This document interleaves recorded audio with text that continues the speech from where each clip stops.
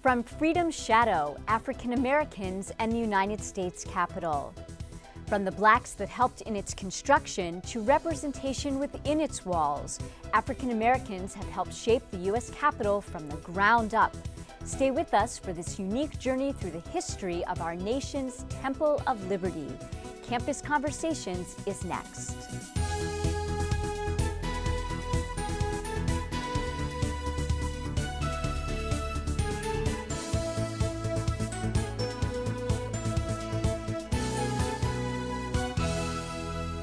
Welcome to Campus Conversations. I'm Fritzi Bodenheimer. And I'm Steve Simon. As part of the 2008 Black History Month observance at Montgomery College, we were pleased to host a wonderful traveling exhibit from the United States Capitol Historical Society entitled From Freedom's Shadow, African Americans and the United States Capitol.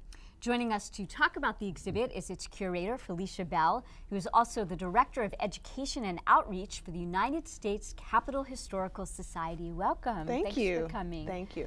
First, tell us a little bit about the society. What's its role and its mission?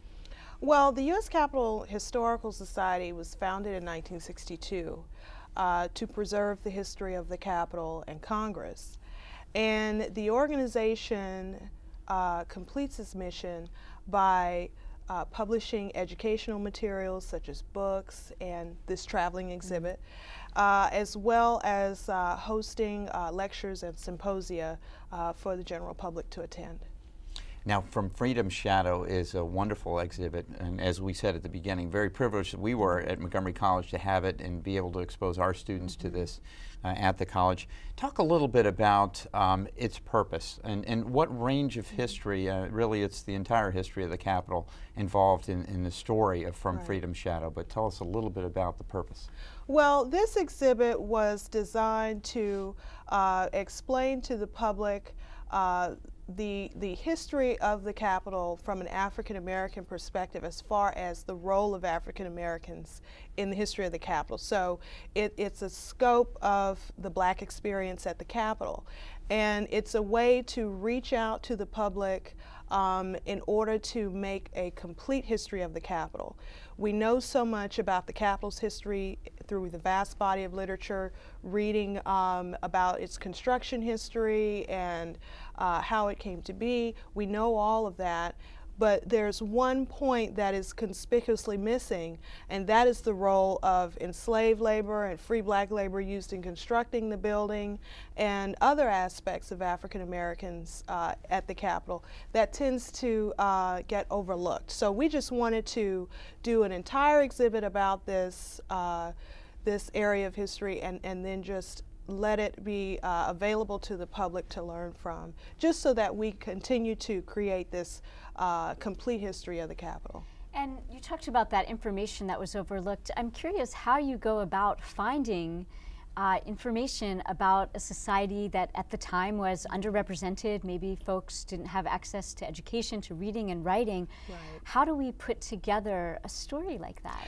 Well, it is challenging, and a lot of research, you know, at various libraries and repositories, archives, and it's challenging also because, like you said, there were so many enslaved and free black people, and it's difficult to find documents with their names and things that they may have written because, you know, it was illegal for them to know how to read or write. So it's difficult to find their voice.